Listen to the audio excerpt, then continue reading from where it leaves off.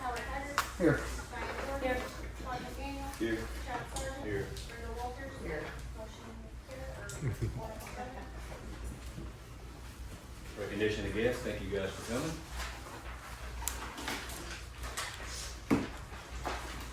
Okay, item number 6, public comment. What do we have on public comment? We have Crystal for 90, 9. 21, and 18. Which one did you say? 9B, 21, and 18.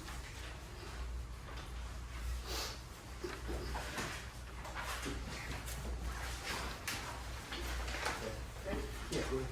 Okay, on the town administrator report, if it's not on there, I would like to know if y'all could find out what the status of open records requests are.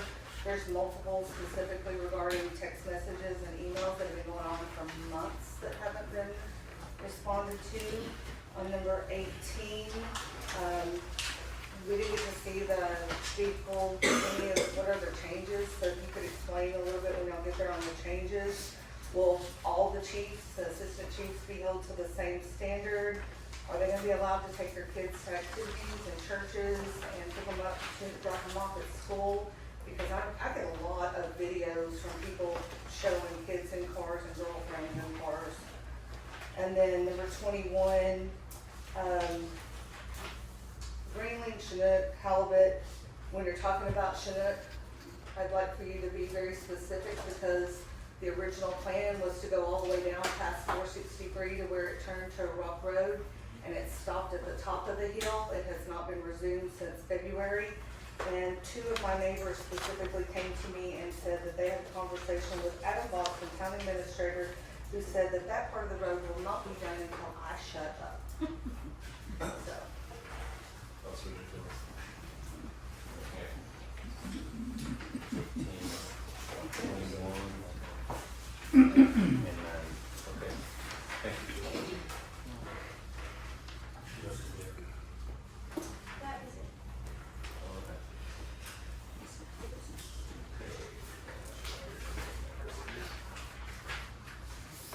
Consent docket.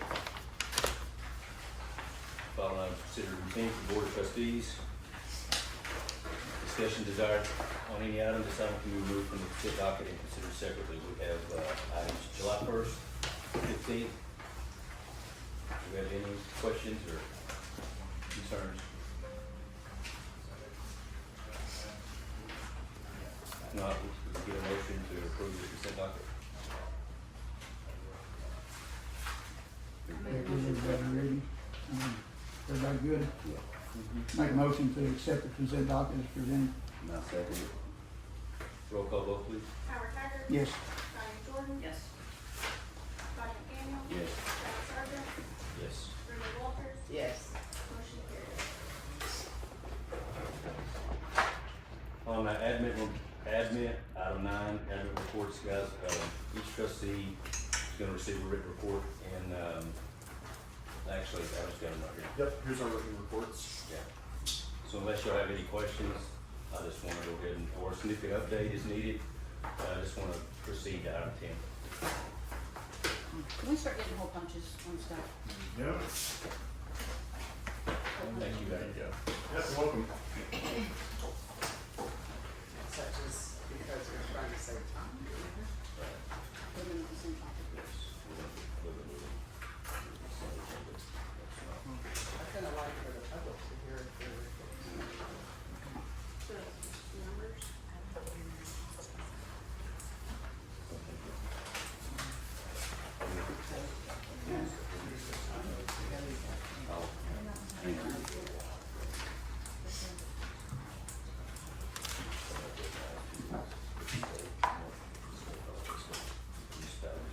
Okay, item 10, discussion, consideration, possible action to open the Hochatown public hearing for comments and questions pertaining to the proposed zoning regulations for the town of Hochatown.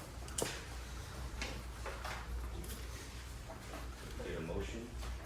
I make a motion we open the Hochatown public hearing. I'll second. Roll call vote, please. Howard Haggard. Yes. Diane Jordan. Yes. Todd McDaniel. Yes. Chad Sargent. Yes. Brenda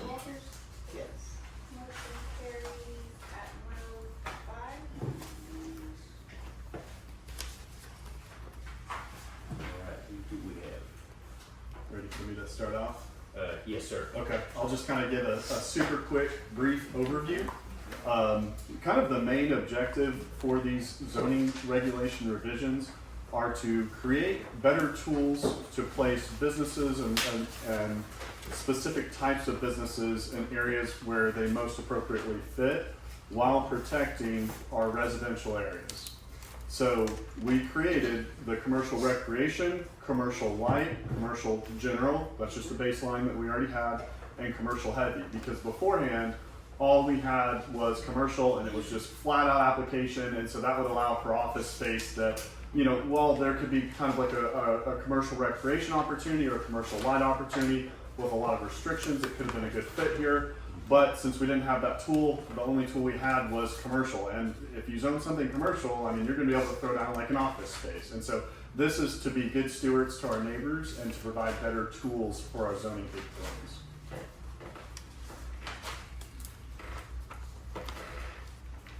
So this is a layer that,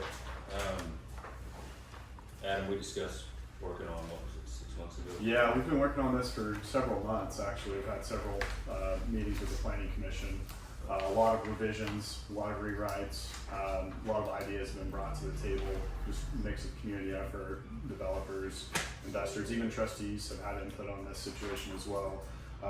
We have items in here like landscaping, tree preservation, buffering, lighting, and signage as well. There was an emphasis put on dark skies designation as well. So I know Brad's in here, he's been involved in a lot of it. It's been vetted pretty heavily. You know, there's some things that all of us probably can find things in a zoning regulation that we don't necessarily agree with, but the uniform code of it all, I think the commission was satisfied with it. Adam and I certainly are satisfied with it. So, I mean, we put it forward and then we revise as we go if we find those things, right?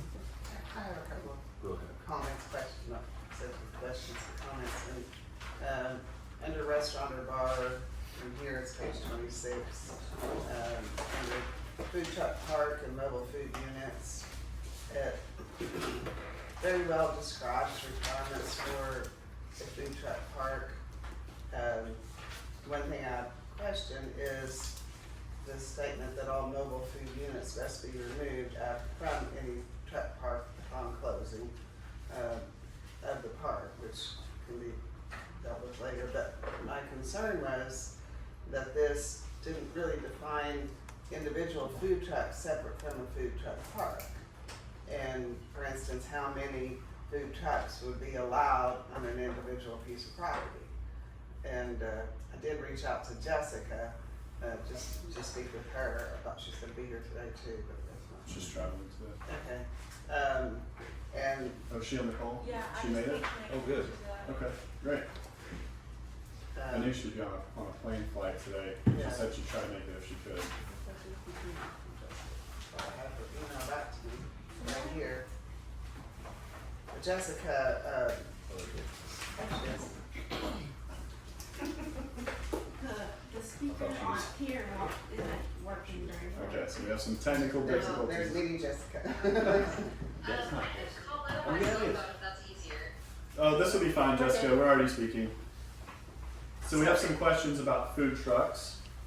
Yes, and I did get your email back, and my question was, again, that I had asked you, was what about individual food trucks? And, because it does say in here that they,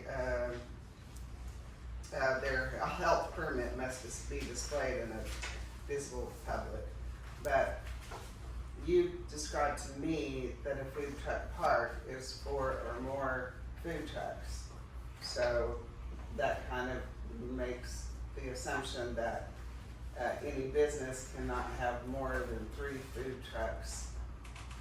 Otherwise it's considered a food truck park. Is that correct?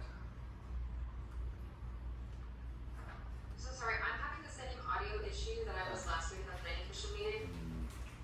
Is there any way someone could call me and I Yeah, could we'll call play you. the video and we can do it that way? I thought you were pulling it up. Okay, I'll call her. Is it Wi-Fi?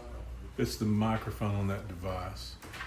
That's what I've determined that it is actually, because sometimes it works and sometimes it doesn't.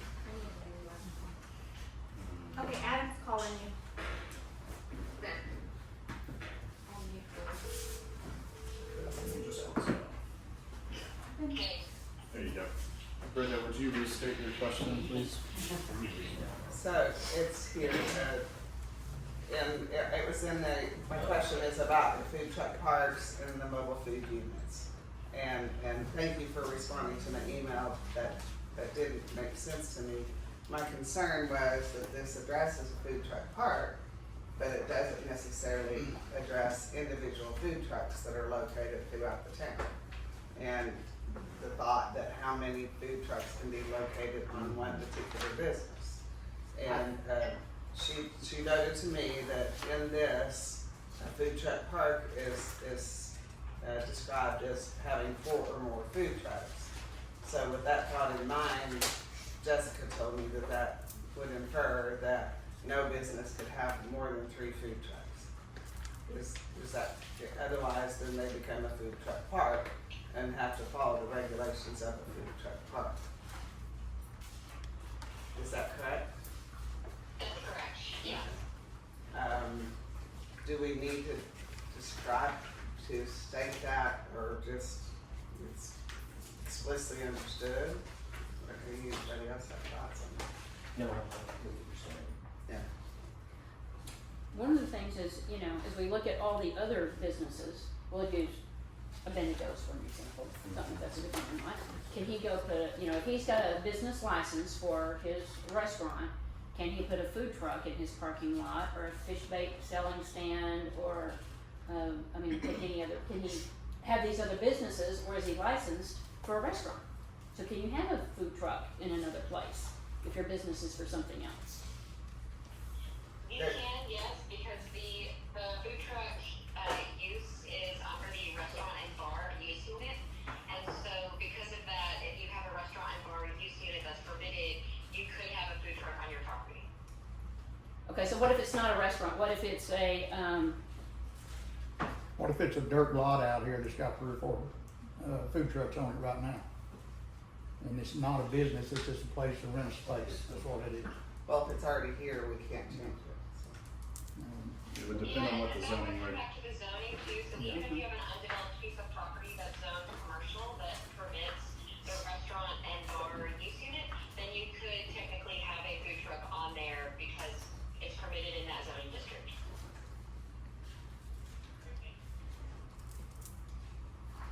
and Brenda also, you know, I think there's lots of questions on lots of this. And, you know, Skip's already heard from me, Adam's already heard from me, Jessica's already heard from me. It's like, I'm good with, let's get something on the definitely. books. Yes, I'm not And saying let's that- go back and look at some I of just these wanted to things. mention Yeah. things. Yeah, And, we discussed so it that was today. one thing That's I all. had. I said- And the other one I have, maybe just more of a just simple addition, under murals. What page are you on? Murals is on page 73. I think I also have had discussions on yours. So you're not saying something very Yeah, it's item 7 on page 73. Okay, I've got items. It's on the mid-page, 73. Yours, okay, gotcha. Yep. Yeah. And it describes murals and, you know, what would be required for, murals don't require a permit unless they're going to be attached to the building rather than painted on the building, was my understanding from what I've read. My concern is I don't see any mention of the ongoing maintenance of murals. And we don't want some 20-year-old faded out, dilapidated mural just, you know, that's on the side of the building. And I mentioned it to Jessica as well, and her reply back was that under section 20-8-2-H, it says that any display surface of all signs must be cut neatly painted or posted. But she also said that we could add the language, all murals must be maintained in good condition at all times. And I think that would be simple to add Yeah, I like that. and pretty, And much more straightforward. Are murals allowed on buildings that are commercial or residential? This is allowed- a residential only. Do what? This is this is commercial only. Because we're getting murals on residential, Yeah, is what we're getting. yeah, that's something that we'll have to address separately at a later date. Okay. this I is think we should just commercial. make a list of things for Jessica to look at, and, So, It is, yeah, that was actually discussed during our last planning commission meeting, was Okay. murals and signs on residential zone properties. Yeah. So that is being worked right now. okay. so could we approve this today with the addition of that one statement, or you wanna just leave it as is? Yeah, okay. So does Jessica that, will leave that. Oh, I'm sorry, Steve. no, I was gonna ask, does that not fall under the same guidelines that the signs do though? Well, If it's a what- commercial mural? Yeah, well, I mean, she's saying the specific language in section 28(2)(h)(1), so, does say the display services of all signs shall be kept neatly painted and posted at all times. Right. So And yes, you're right. we had some discussion around it, and we ultimately, I think what the panel decided was that those are the same That was thing. enough. Because this is all commercial zone that we're Yes. talking about, then a mural would be considered a sign. Painted sign, Yeah. okay, okay. Which would also go back to code enforcement, keep your Yeah. place neat and tidy, Yeah, painting the sign that come under neat and tidy. Okay. all right, that's all I have. I just wanna make sure I get everything, okay, so you would not like to add additional language clarifying the maintenance and referencing the maintenance section in the murals section, is that correct? I think we've agreed that your description of the maintenance of signs would include a mural because it is considered a sign. Yeah. Okay, perfect. You got a public comment? It's a public hearing. I have a question. It's public. Public hearing. Yes, it's public hearing. Okay, Brenda, thank you for bringing up the food truck, because that was a question that we had, because if someone has a vacant lot, like Howard said, or they have a business and they just wanna bring in a food truck and they have the food service permit, what's to stop a bunch of people from putting 3 on a piece of land or a piece of property? Because we have that in several places, but there are potentials for more of that to happen if y'all don't include that language. And I apologize for this in the last planning meeting to be able to ask that question, but I knew we had a hearing, so. Because we have even, like, right now, there are 2 food trucks next to Bigfoot Axe, right? They could put another one, and they still wouldn't have to have another permit for that. They wouldn't have to have a special permit or become a park until they put 4. And we already have a lot of crowding in some of these places, so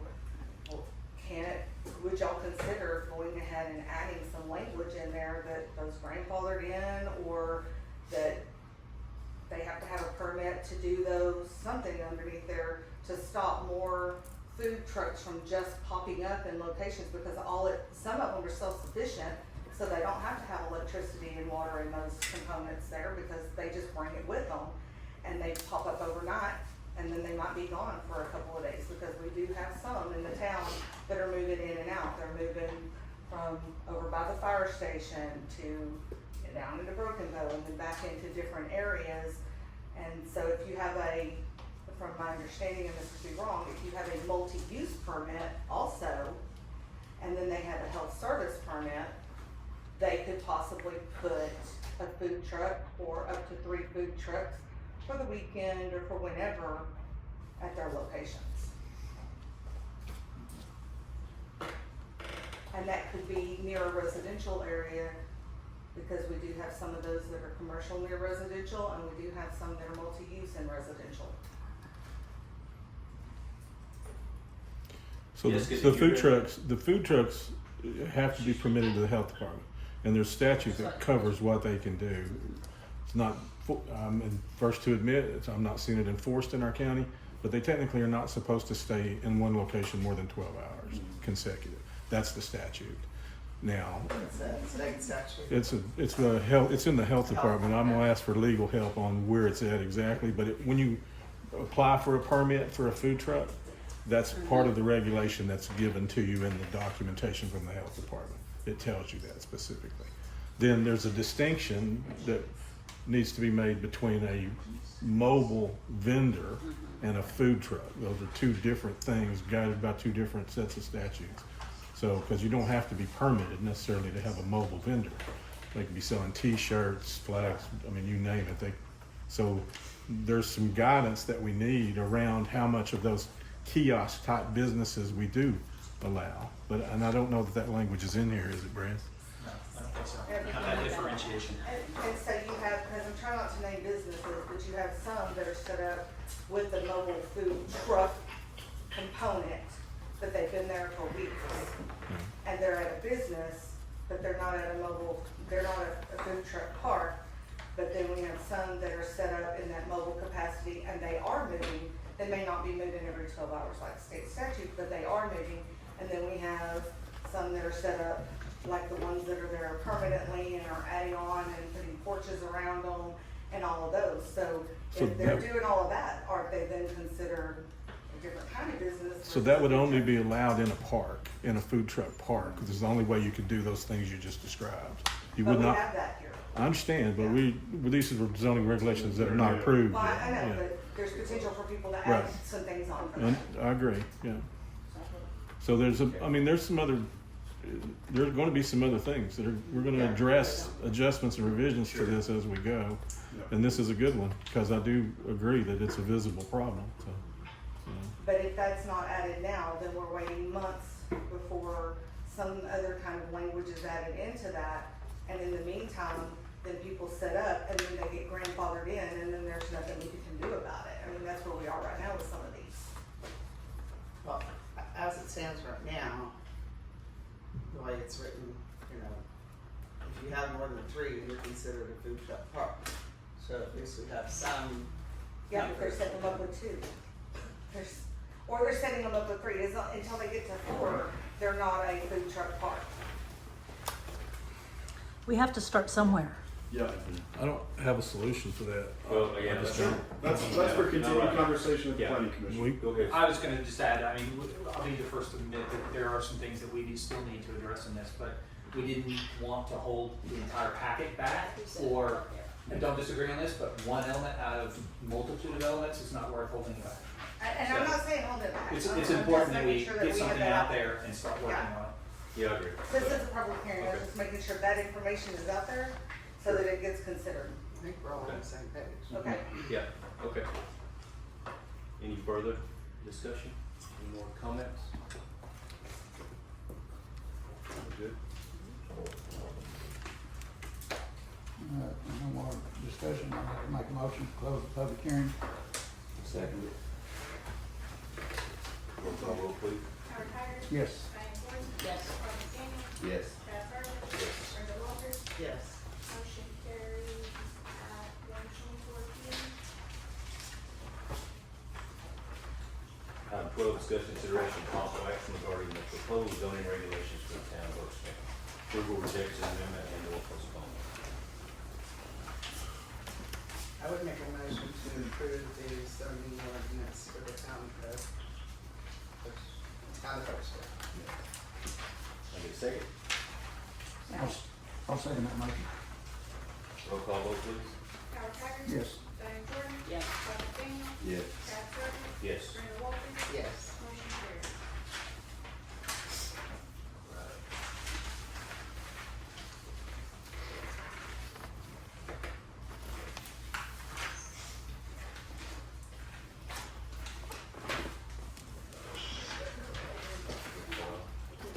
Oh, here it is, okay. All right, item 13, discuss consideration of possible action to open the public hearing for comments and questions pertaining to the proposed subdivision regulations for the town of Hochatown.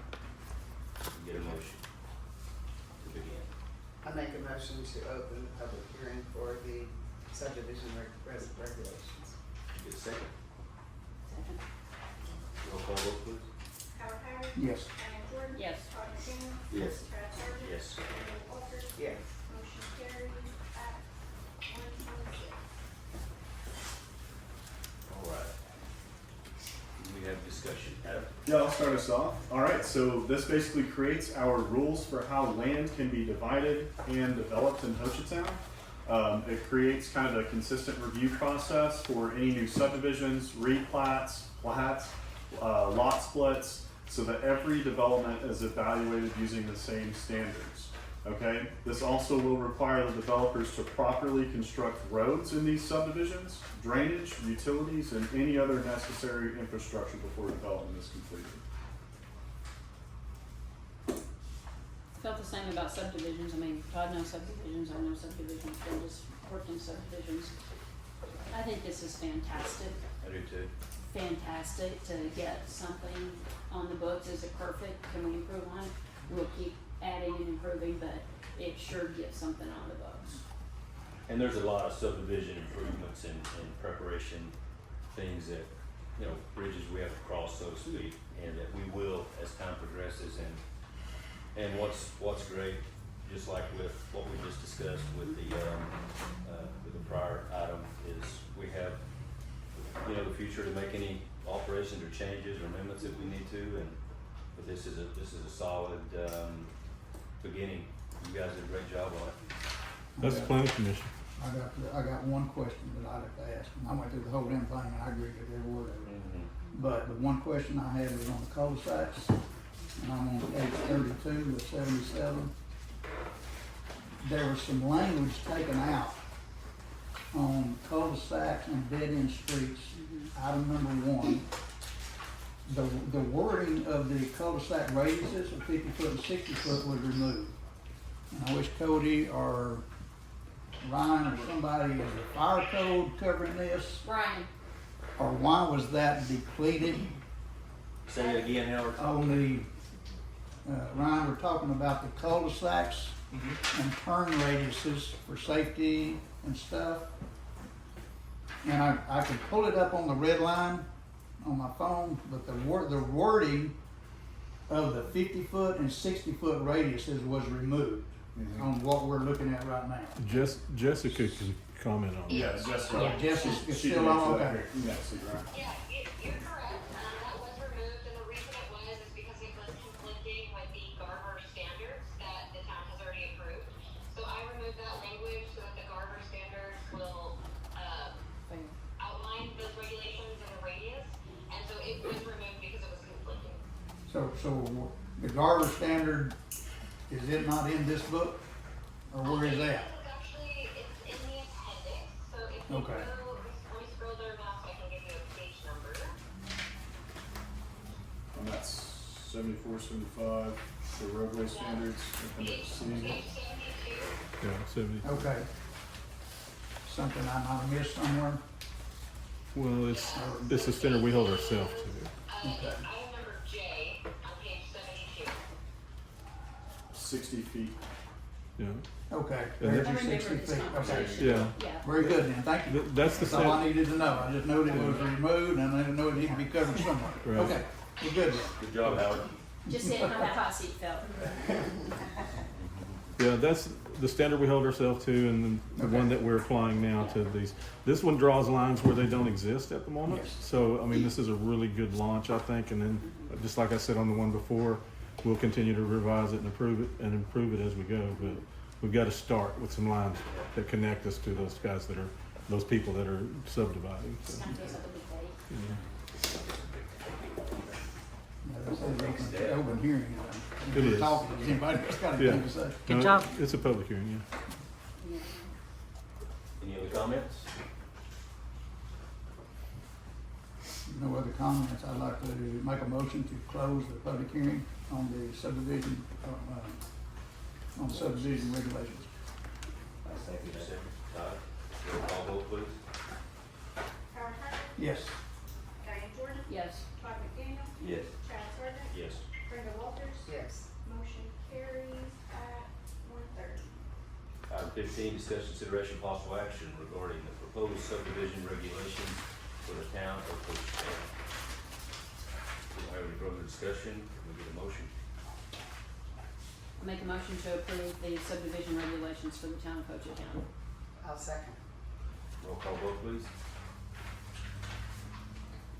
Howard Hager, Yes. Diane Jordan, Yes. Todd McDaniel, Yes. Chad Sargent, Yes. Brenda Walters. Yes. Motion carries. Fantastic. Before we, I just want to offer a huge thank you to all the you, members of everybody. the planning commission. Yes. This started forever Thank you, ago Ray. when I was on the planning commission, so that's how long all of this has been, processing. And I should, be mad at myself for not attending more of the meetings. I did go to one for like 3 hours. And I think that's the meeting, you guys stayed till 6:30 at night or something, so.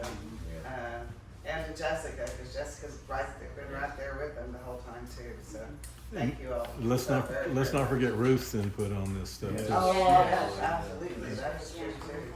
True, yeah. Great job. She was a standard bearer. I'll go back and amend it, put her name in there somewhere. Yeah. Ruth's Bruce rules. Bruce rules, I love that. Thank you so much. Thank you, Tess. Thank Thanks, you, Jessica. Jessica, Jessica. appreciate it. Thank you guys, Brad. Okay, guys, let's move on to item 16.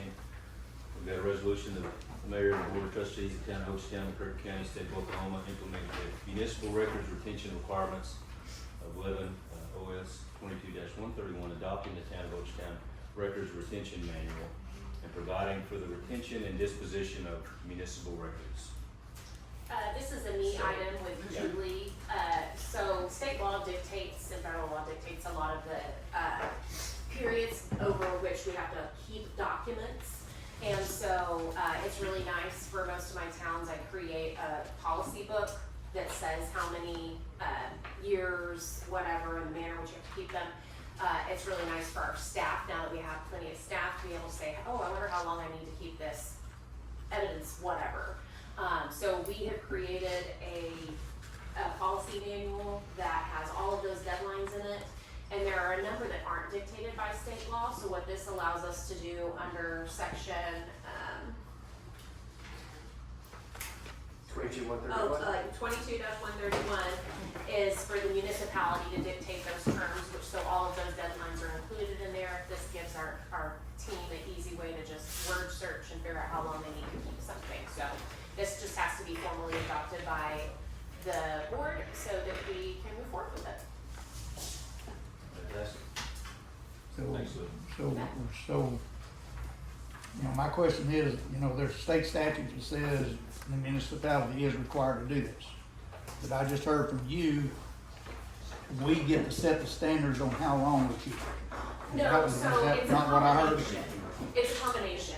Under 131, there are a number of things in other state statutes that we have to keep, because state law says you have to keep these for Okay. 5 years. But then there are other things that we know as a municipality that we have and we need to keep, where state law doesn't dictate those, this manual does, because we're adopting those. And it's typically 5 years. It's Okay. long, it's all the And that default manual is. is part of that state statute. Is that what I'm hearing? The state statute allows us to adopt To this via adopt our it. manual, Okay. yes, yeah, under 131B, I believe it is. Don't quote me on that, but it's in 131. Yeah, so where there's any gaps of documents we know we like to retain in state statute, we impose that upon ourselves so that we know we're doing it the same all the time. We can be more stringent, but not more lenient. Okay. Yeah. Okay. Can we, entertain a motion?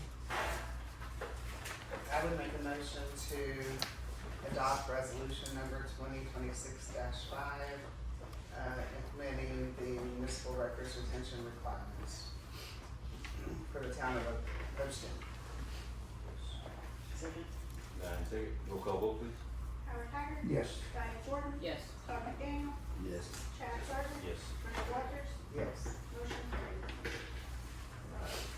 Item 17, discussion, consideration, possible action to approve resolution number 2026-06, resolution of the Board of Trustees of the Town of Hochatown, Oklahoma, extending the deadline for renewal of short-term rental licenses and payments of fees from July 1st to August 29th, 2026. So this one is introduced due to the transition period that we've had here from open forums. And I felt like it was a bumpy ride for the taxpayers, and so I asked Julie to drop this resolution to provide them with a little bit of grace as we transition this. So that's where this came from. We felt like it's a reasonable request based on kind of the hardship, if you want to call it that. Kind of the same thing we went through last year. Little- Same as last year, different Looks rodeo. like deja vu here. Yeah, very Yes, similar. there's still progress being made every year. There's progress being made, considerable progress being made at the moment. Yeah, and we'll have more on that. Stay tuned to this channel. Yeah. Okay. I'll make a motion that we approve the resolution of the Board of Trustees for Town of Hochatown, extending the deadline for renewal of short-term rental licenses and payments of fees, July 1st, August 29th, 2026. I'll second that motion. Roll call vote, please. Howard Haggard. Yes. Diane Jordan. Yes. Todd McDaniel. Yes. Chad Sargent. Yes. Brenda Walters. Yes. Motion carried. Great. Item 18, discussion, consideration, possible action regarding revisions of the Town of Hochatown vehicle use policy, including standards governing the use of town-owned and personal vehicles for town business, take-home vehicle assignments, incidental personal use, passenger authorization, accidental reporting, and related provisions. I will talk on this issue, you guys should have a red line on this, the changes in blue represent what I'm proposing. So as you guys all know and recognize, we have, lots of emergency personnel who, you know, could get called up from home all the time, so our policy already provides that those folks can take their vehicles home. The prior policy already included de minimis personal use by employees operating public safety command vehicles and duty vehicles. It has come to our attention from a practical perspective that when we've got these folks, they might need to drop a kid off at school on the way to work, or drop a kid off at someone's house because they're the only parent at home and they're going to an emergency. The kid's gotta get in the car because they can't leave the minor child at home. Incidents like that. So we've tried to very narrowly tailor these revisions to address that limited circumstance. So you'll see in section 4C, the town vehicles shall be used for town business purposes only. This previously included the exception that employees could use, public safety employees could use it for the de minimis purposes I just discussed. That has been revised to say, employees are assigned to take home public safety or emergency response vehicle may use the vehicle as reasonably necessary while remaining available for immediate response, and that gets qualified under D4, which has been added to allow transportation of a minor child or a minor for whom that employee is the legal guardian for limited circumstances. School, childcare, church, medical appointments, extracurricular activities, and family obligations within 25 miles of their residence or duty area. But before they can do that, the employee must have disclosure, authorization, and waiver and insurance in the form required by the town, and provide proof that the minor is on separate accident insurance. The minor obviously needs to comply with all safety laws, seatbelts, etc. And this can interfere with the use of the equipment or duties. And then lastly,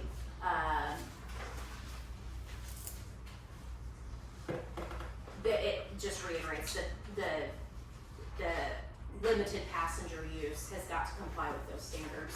So, this, I think we already had in place the de minimis personal use by our public safety employees. I think this makes clear what we mean by that, and when we've got passengers in the car, what that's limited to, and it gives some protection for the town by having the waivers and the required insurance. So, this is what I'm asking the town to consider adopting to account for the fact that that use is just necessary when we've got some public safety personnel with minor children.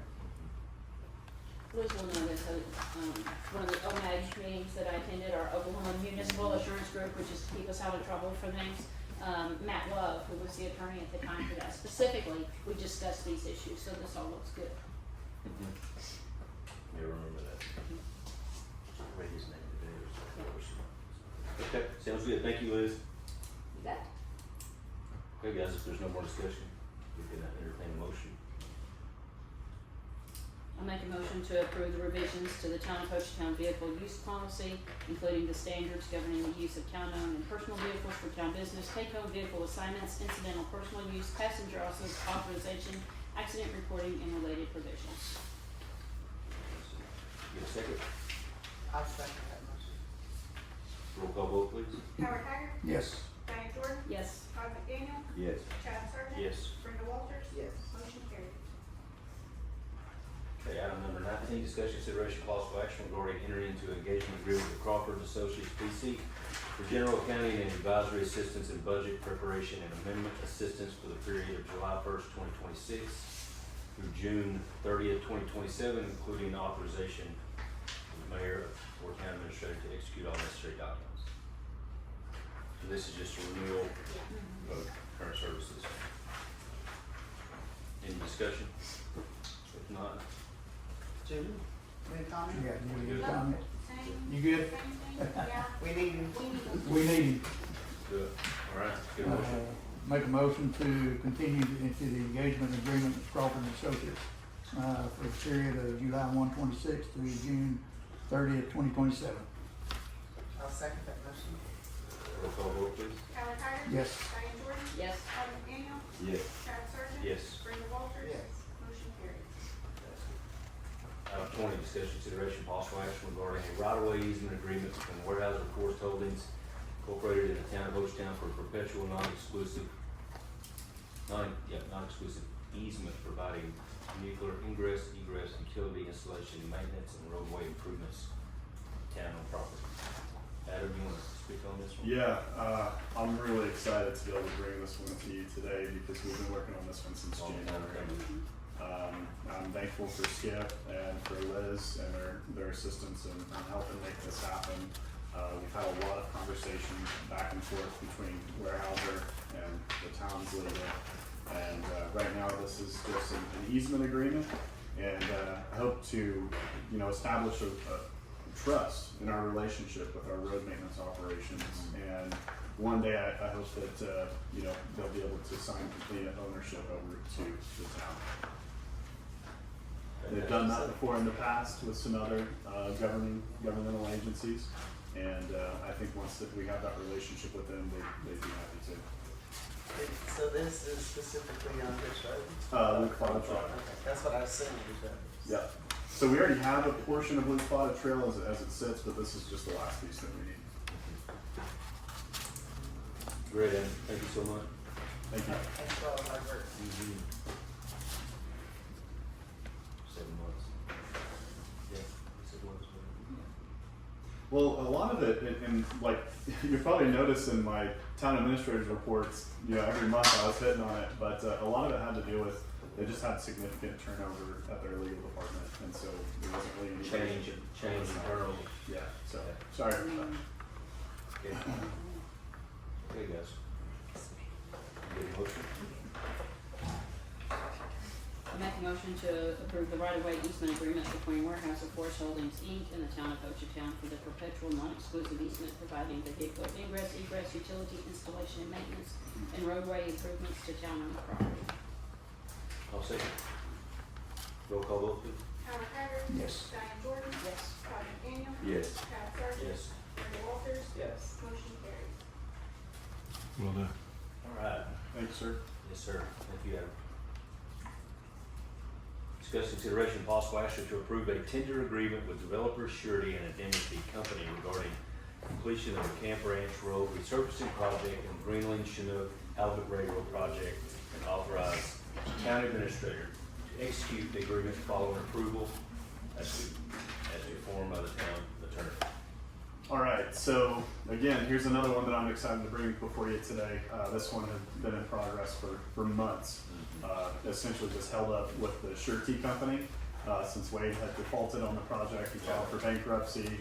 The bond company just came over and took over the project, so that way we could hit on the performance bond to guarantee the actual job get completed. So we finally came to an arrangement here. This is a tender agreement.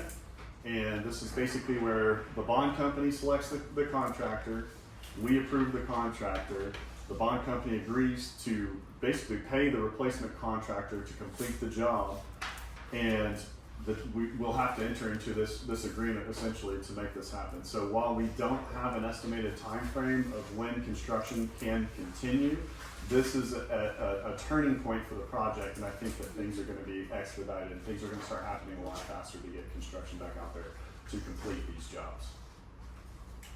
Just Well said. minor to add to that from legal, we couldn't keep working on it once the default happened, and so we were frozen in our tracks until we got the bond company to go through this process and authorize our ability to move forward with NKP.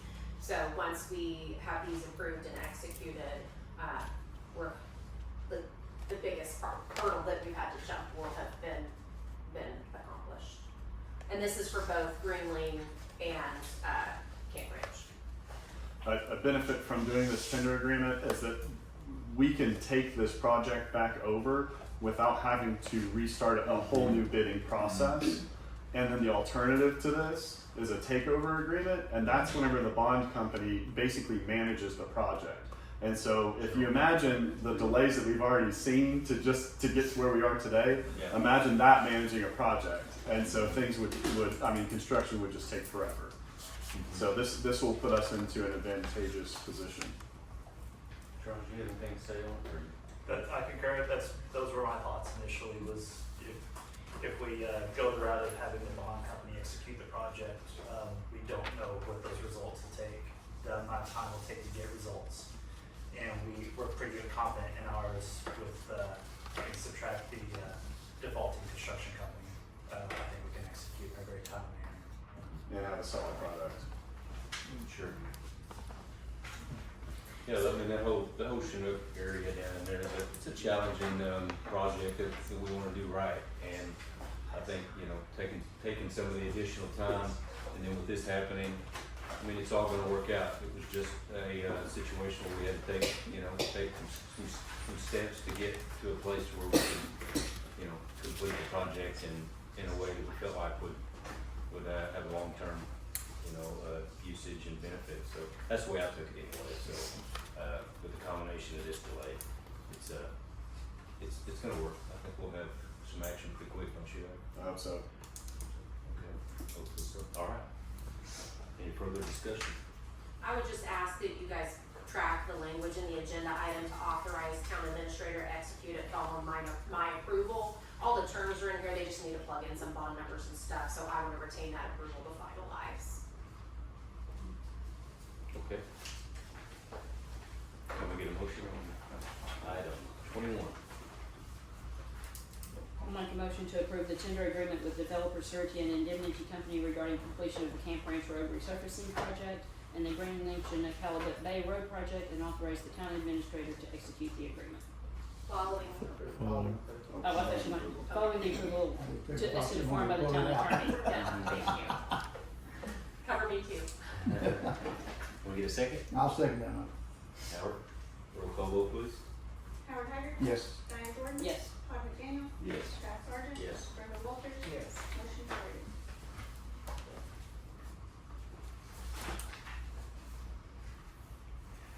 Item 22, discussion, consideration, possible action regarding the selection of decorative stamped concrete texture and color options for the raised center median improvements associated with the US 259 project, and providing direction to benchmark construction engineering and inspection on the town's preferred design specifications. So Adam, do you wanna take the lead on this, or do you want Charles to? Yeah, I'm gonna put this over to Charles. He's the one that inquired about this. He was asking if we had any input on some of Okay, the good. You guys do have concrete the that's gonna be in the drawings. center median. Yeah, Yeah, we there just should be got some samples in the renderings. back of your packets. So is this gonna be for the phase one? Well, the intent would be that it would stretch all the way through from phase one through phase two, and maybe even back into phase three a little bit, whatever you do that. But the idea was, we're starting to work on this, and I didn't want it to start something down in phase one outside of you guys' like jurisdiction, and then get up in here, and then all of a sudden it changed colors, or it Yeah, changed The texture. stamp, yeah. Yeah, the stamp and the center median. So in an effort to get in front of it and make it all nice and uniform throughout, I was like, well, let's just go ahead and get started down here on the south end.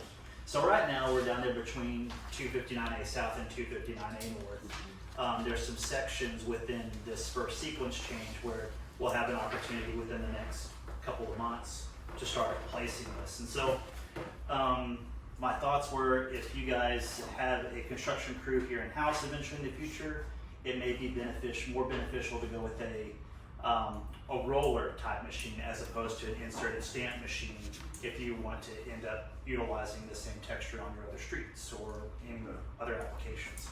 So just in an effort to stay uniform with you guys' own plans, I just wanted to offer up the options and ideas so that you guys could give us some direction. And texture can be selected independently from the color. And if there's something else, a different type of color that you would prefer, I'd like to Say that again, Adam? You can pick the color separately from the texture. So if you like one texture but you don't like the color that it's in, you can change them up. So Mix is there and any way match. of getting, I know with ODOT, is there any way of getting a rendering of where that would potentially lay? Like in the road. Yeah. Yeah. I mean, is there, do y'all do that? Between north and south, 259A's north and south, how many islands do you anticipate are in that section, in that 2 mile run? How many times would we see that in that 2 mile run? I think you'll see that everywhere that there is not a cross street. It's going to extend all the way up through there, and then anywhere where you have a left turn that you got to make going northbound to west, that's the only spot it won't be. And I guess that's the reason that every time I drive that road, I look at it and I see all these curves going up. Yep, it'll be Has the design changed that I got behind or slipped on? I thought it was supposed to be 5 open lanes with stripes on the road and you could turn anywhere in that turn section. Apparently that changed. Yeah, it hasn't. Now we're curving gutter both sides all the way. As long With as I've left been turns familiar. and right turns. Yeah. Okay, The whole time been familiar with the project, it's been a real Okay. again. okay. Well, Charles, we've never had a sidewalk before, so this Yeah, is so- really new for us. Yeah. I understand. It's a little overwhelming. No, Sure, but, Or a yeah, decorative turn there is area. some guidance on that. I'll tell you what, I like the more natural color, to say, you know, the brown, the tan versus the gray, because I think that feels more naturey to me. And I also like the, and I don't know what that design is called, but I know it's like the 1, 2, 3, 4. More of a flagstone type of Yeah.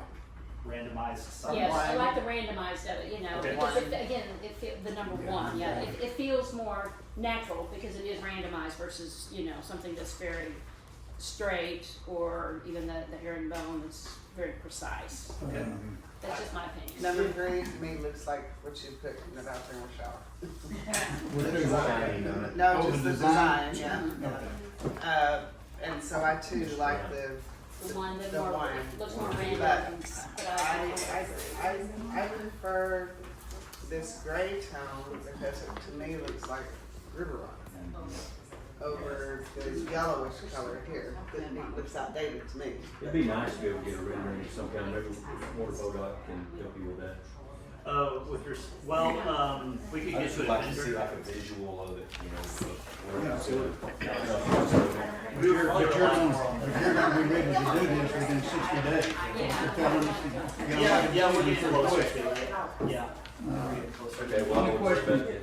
Only question that I have, any color that's added, sunlight out in the weather, is that a 25-year color that ain't gonna fade, or what, is this gotta be redone in color every 10 years, or what?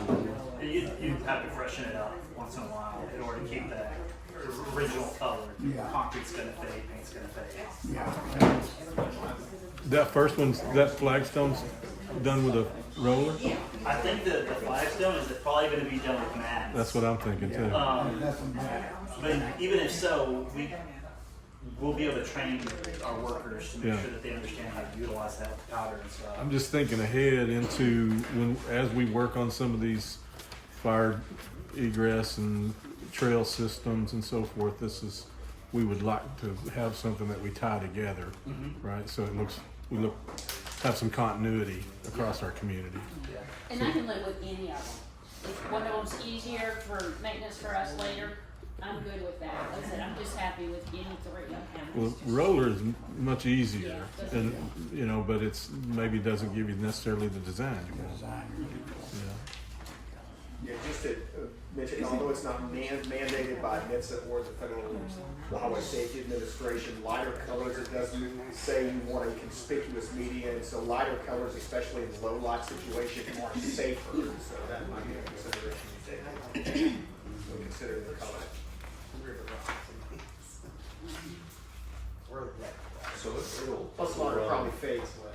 It'll run what's a base width of it on that medium, the width, is it gonna be 3 Yeah, foot? it varies. So in the locations where you have a turn bay, this won't exist. You'll have a curb. So you have a curb for your northbound traffic, and then you'd have a curb at the back of that curb for your center turn bay. And then as you get out of that queue location, it would vary from 0 foot out to 10 foot. And then at that spot, that's where you would have a 10-foot wide median. Did I full understand, lane width. am I understanding you say there's a curb in the queue between the passing traffic and the queue? Yes, yeah, Really? so your queue traffic will be, protected from the opposite direction traffic. Interesting, okay, I didn't realize that. Yeah. Did you hear Chris's comment? The lighter the color, the better it is on safety. For NHTSA, yeah, and also I assume that the lighter cover would fade less, Yeah, you would think. especially since you're gonna be using this. Well, I'm starting to really like the color on The, it'll also be within a, concrete colored curb section as well, so from the road, you would see the barrier curb. Right, with the yellow. Well, it would be a white, surface, and there won't be a stripe, because it's a curb. That's what's happening. So how are we, you want us to pick one today, or? I just want to get thoughts on the preferred color type and then the preferred, texture type. And then my intent would be to get with the vendor and make sure and touch base with Adam on the exact. Okay. I'll raise my hand for number one in the gray color. Yeah, it's a very stressful decision. Which is just the one that, is it? It's almost like, Yeah, there's a bigger it's almost like we're color. designing a police badge. Don't bring that up. You had to bring that up, didn't you? I don't have a dog in the hunt on it, I just wanted to make it an option for you guys. So Can I get another bid for item and the color number one? In the audience. Well, my only comment was back to skips. I mean, See that? at what point do we, yeah, I mean, they're the same. I mean, do we pick, I mean, Brenda and I like number one and the color number one, but do we reconsider rollers versus the stamping? Yeah, You but know, do we go there? I mean, there's probably a custom roller that'll do that if we just know, we probably could, if it comes to that and we think we're gonna be laying some miles of sidewalk and bike trail, then we'll do that. Yeah, don't care. I mean, this, Whichever's easy. Yeah, he said he could train your staff too. yeah. I think when you see it distinctive, like I know when they first did those overpasses in Dallas when they were redoing Sam Rayburn in that area, and they were doing that colored stamp in there. It's very, like, it stamps your identity. And I think we have a motion, I think I hear a second. There you go. there we go. Did you make a motion I and make her a second and let us I vote? make a motion for, the design number one and the color gray or whatever color is presented here. So I second that. You wanna go with number one exactly the way it is, is that what I understand? that's what I am saying. And we got a second. It almost feels like a resolution. That was, Diana, Yeah. She motion, she second. yeah, that's how it goes too. Don't talk about that. roll call vote, please. Howard Haggard, Yes. Yes. Todd McDaniel, Yes. Not yes, but hell yes. I forgot that. Make a Usually we decision. live up down there. Alan Brooks ain't never gonna leave down that way. You guys let it all right. It's been a long You just time. didn't tell us that. There was so much going on there, can you tell us what the decision was again? Yeah, we chose, It's just, Design one as it is. it's just a Design one recommendation. as it is. Thank you. okay, let's move on to 23. Discussion, consideration, possible action regarding approval of the closeout documents for the 2025 Kettle refund grant for the old Hochatown Road asphalt rehabilitation project, including authorization for the mayor or town administrator to execute all necessary documents related to the grant closeout and final reimbursement request in the amount of $125,000. All right, so Mr. Mayor, staff is recommending no action on this item. We have received the funds for this grant, and you'll hear more on this later. Okay.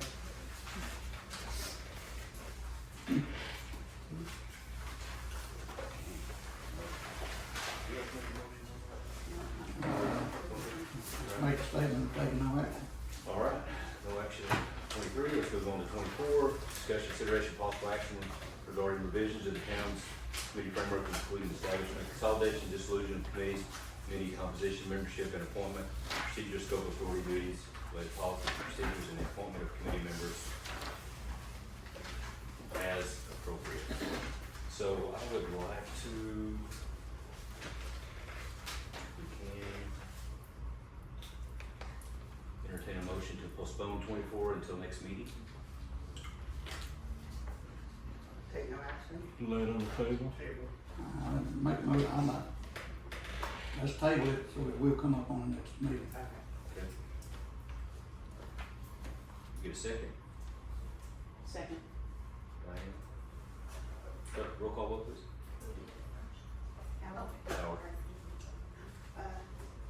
Howard Haggard. Yes. Diane Jordan. Yes. Todd McDaniel. Yes. Chad Sargent. Yes. Brenda Walters. Yes. Motion carried. Let me see on the next agenda. Item 25, I'd like to do the same. You have to read it first. Yeah, Yeah. 25, discuss consideration possible action regarding the appointment of members of the Town of Hochatown Finance and Administration Committee. So if we could, we'd like to request. Same motion, I'd like to make a motion to table that to the next meeting. Second. Roll call vote, please. Howard Haggard. Yes. Diane Jordan. Yes. Todd McDaniel. Yes. Chad Sargent. Yes. Brenda Walters. Yes. Motion carried. 26, discuss consideration possible action regarding the renewal of the Delta Dental of Oklahoma Selection Dental Benefits Plan for eligible Town of Hochatown employees effective October 1st, 2026, as outlined in the renewal proposal. So this is the same plan. Yeah, go ahead. Same thing as last year, we got $55 per employee. Same coverage, same premium. It will be in a consent agenda moving forward, but we just didn't this time, we separated. I know it's been vetted. I'm Okay, ready. go ahead, I get a motion. I make a motion to approve the renewal of the Delta Dental of Oklahoma Select Dental Benefits Plan for the eligible Town of Hochatown employees effective October 1st, 2026, as outlined in the renewal proposal. I'll second that motion. Howard said. Roll call vote, please. Howard Haggard. Yes. Diane Jordan. Yes. Todd McDaniel. Yes. Chad Sargent. Yes. Brenda Walters. Motion carried. Item 27, discuss consideration possible action regarding the renewal also of the VSP Signature Vision Benefits Plan for eligible Town of Hochatown employees as outlined in the renewal process. Same coverage, same premium. Okay. I'd like to make a motion to renew the BSP Signature Vision Benefits Package, benefit plan for eligible Town of Hochatown employees as outlined in the renewal proposal. We'll get a second. Second. Diane, roll call vote, please. Howard Haggard. Yes. Diane Jordan. Yes. Todd McDaniel. Yes. Chad Sargent. Yes. Brenda Walters. Yes. Motion carried. Okay, item 28, discuss consideration possible action regarding the renewal of the group term life and accidental death and dismemberment insurance plan for eligible Town of Hochatown employees as outlined in the proposal from One America. Same thing. Do it the same thing, same coverage? I make a motion to approve the renewal of the group term life and accidental death and dismemberment insurance plan for eligible Town of Hochatown employees as outlined in the proposal from One America. Get a second. I'll second that. Brenda? Roll call vote, please. Howard Haggard. Yes. Diane Jordan. Yes. Todd McDaniel. Yes. Chad Sargent. Yes. Brenda Walters. Yes. Motion carried. Item 29, discuss consideration possible action regarding the selection of a medical benefits plan for eligible Town of Hochatown employees, including the Blue Cross Blue Shield of Oklahoma renewal proposal and related gap plan options as outlined. So, do we? Your turn, Jim. Yeah. So, option one is if we just renew outright the plan that we have, you know, maintain the current platinum, plan with no benefit changes. It increases annually, $27,000. And If we move the existing. that hurts, right? So, there's two other options. There's a Blue Cross Blue Shield medical plan with a standard gap coverage. So the annual combined premium for this is, saves the town approximately $16,913, compared to renewing it to the original plan. Employees on this one must satisfy the medical deductible before gap benefits begin.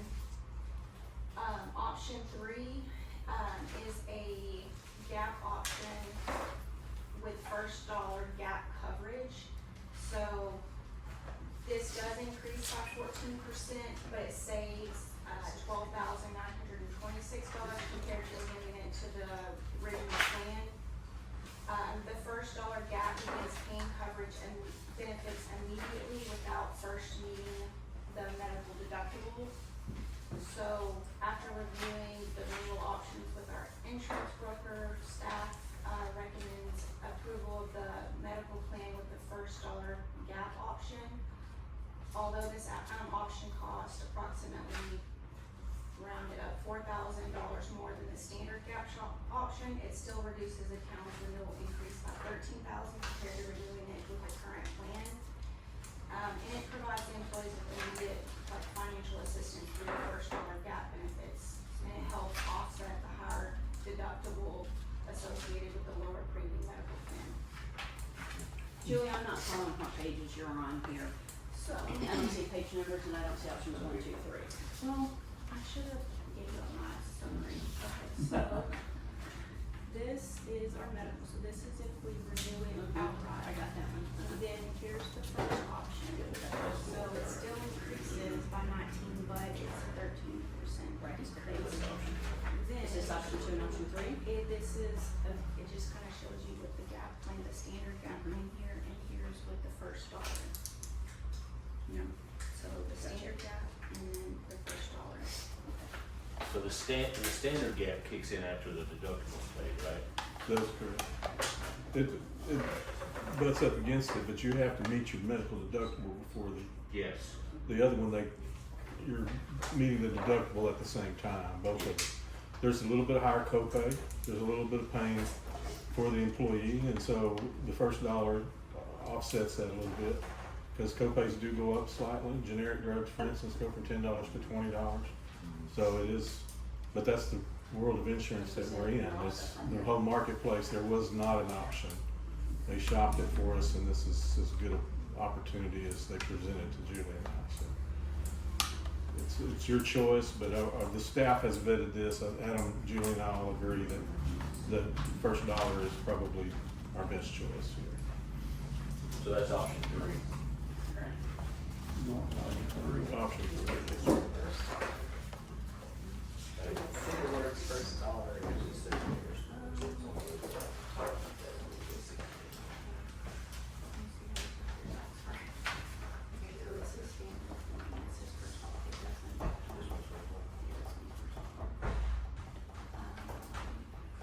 I'm just trying to figure out how to word it. Yeah.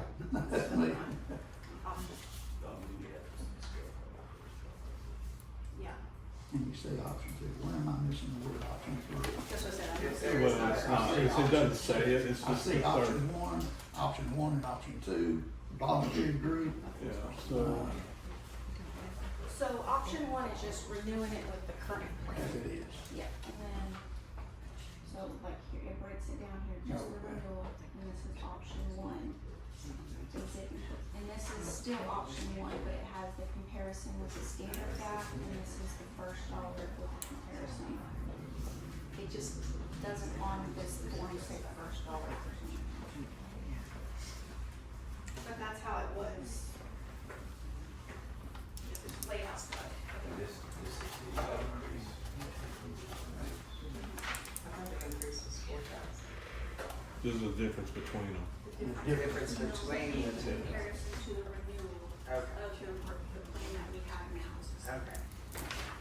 4,000 less. What else? It's still increased. Yeah, we're all, so. We're still saving. Yeah, we're all. Saving money. Saving money.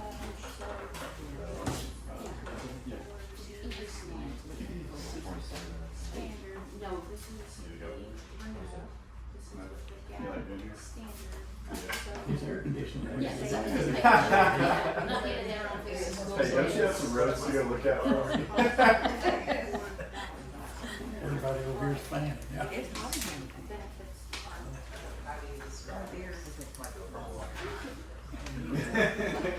Clay, what's thermostat selling? 70. 95, full blown heat.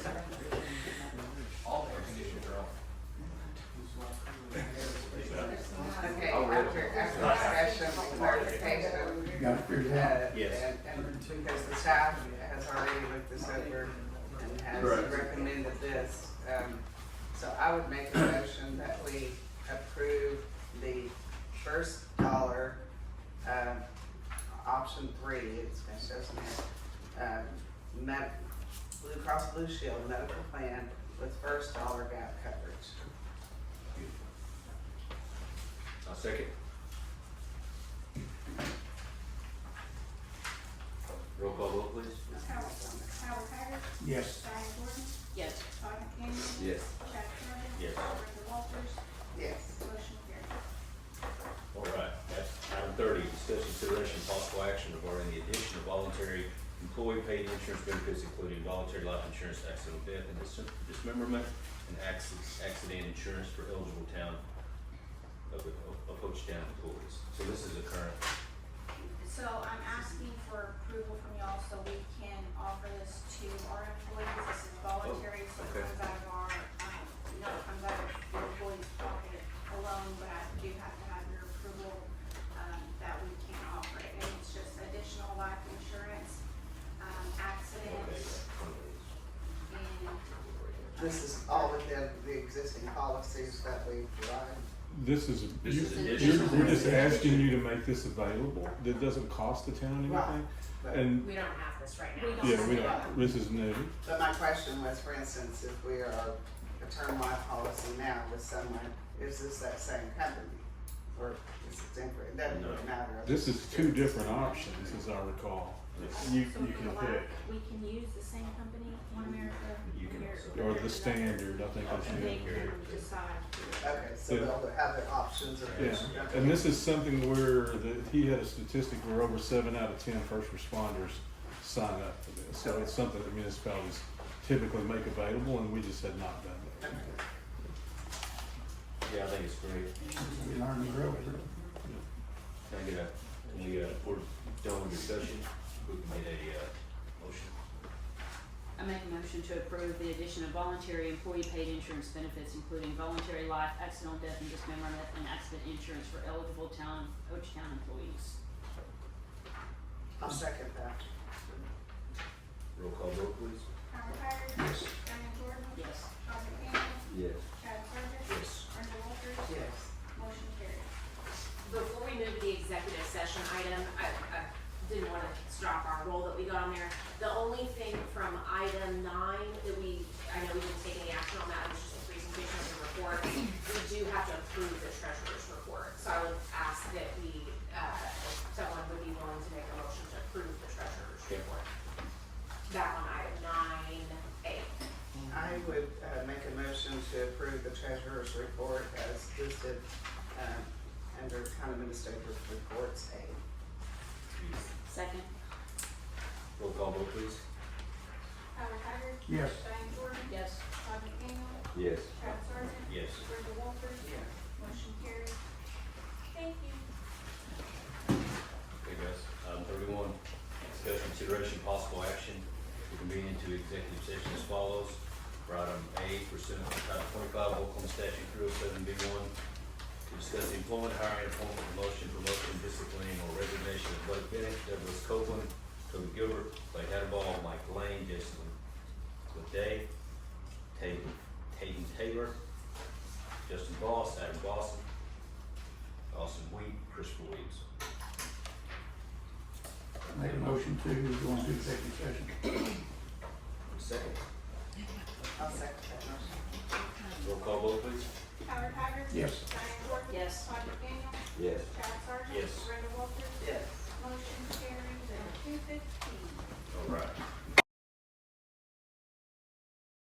Start. You're good. We're gonna move to item 32 and reconvene in open session. If I can get a motion. Make a motion to reconvene in open session. Second. Roll call vote, please. Howard Haggard. Yes. Diane Jordan. Yes. Todd McDaniel. Yes. Chad Sargent. Yes. Brenda Walters. Yes. Motion carries at 5:10 p.m. Item 33, statement of executive session minutes. We went into executive session to discuss the appointment, hiring, appointment, demotion, promotion, discipline, or resignation of Blake Bennett, Douglas Copeland, Dakota Gilbert, Clay Hadaball, Mike Lane, Jason Leday, Hayden Taylor, Justin Voss, Adam Boston, Austin Wheat, Christopher Weaves. No action was taken. 34, discussion, consideration, possible action on any discussion from executive session. I make a motion to make an offer to Justin Voss as a patrol officer, at the rate of $28 per hour, subject to OPERS board approval. OPERS is the Oklahoma Public Employees Retirement System. I'll second that motion. Roll call vote, please. Howard Haggard, Yes. Diane Jordan, Yes. Todd McDaniel, Yes. Chad Sargent, Yes. Brenda Walters, Yes. motion carries. I'd like to make a motion to offer Mike Lane a position as road superintendent, is that the title?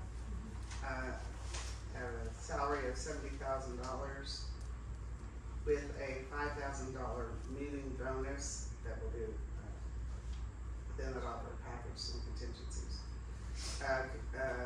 As road superintendent, contingent upon pre-employment screening. I second it. Roll call vote, please. Howard Haggard, No.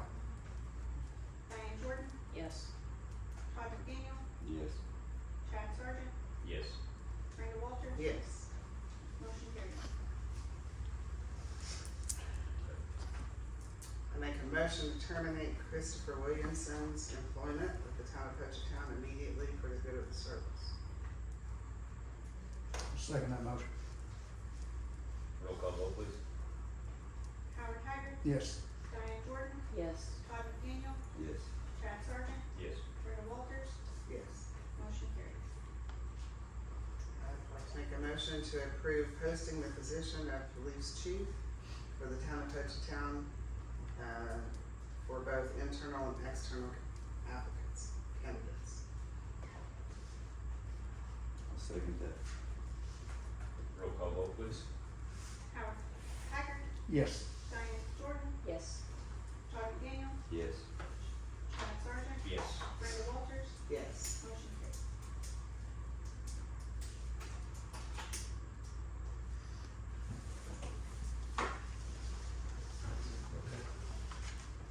Alright, item 35, new business, any matter not known which could be reasonably foreseen prior to the time of posting the agenda. I would just like to ask a question. Okay. Just thinking about the fact that it's very hot, very dry, and we have no rain in the forecast. If we determine that it's necessary to establish a fire burn ban, is that something that has to come before? I have your answer for that, because we had this problem happen last year. We do not have the authority to do that, but we passed a resolution or an ordinance of some sort last year that if there is, I can't remember what the standards are, but if there's a ban that's issued by another authority that's allowed to do it, we have put some things in place that allow us to have some communications and some authority go out. But we don't have the ability to, under state and federal law, to proclaim on ourselves, but we have a workaround. For some reason I was thinking something changed last year on We will be adopted, We adopted the check. Here adopted that And process, we so. also discovered that Choctaw Nation has the ability to do. Yes, that, we included that in ours because we knew we could always work with Choctaw to get them to issue one, and so long as they issue one, we can Okay. do things to enforce it. Okay. So we have a kind of a workaround contingency plan that I'll make sure we brush up for anybody that needs to know about it. Yeah, and then there's an active memorandum of understanding that allows the Yeah. departments to do that. So we are covered. That's all. Okay, sounds good. Item 36. Discuss consideration of possible action to adjourn. Motion to adjourn. A second. Roll call vote, please. Howard Haggard, Yes. Diane Jordan, Yes. Todd McDaniel, Yes. Chad Sargent, Yes. Brenda Walters, Yes. motion carries.